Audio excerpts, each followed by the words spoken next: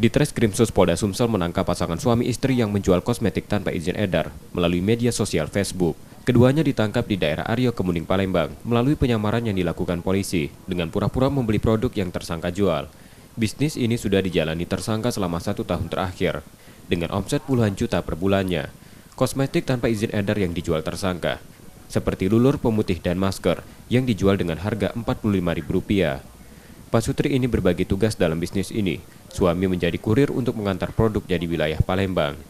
Polisi akan memeriksa kandungan kosmetik tersebut bersama BPOM. Ya, kita mencoba membeli kepada terduga yang mengedarkan sediaan farmasi atau kosmetik tanpa izin edar ini, hingga kita pancing, kita dapat, inilah yang kita temukan. Kita temukan bahwa penjualnya adalah berinisial LA. Ya, LA bersama suami.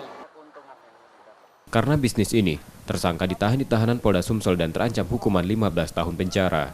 Rizky Oktora, Muklas Diferensial, Kompas TV, Palembang, Sumatera Selatan.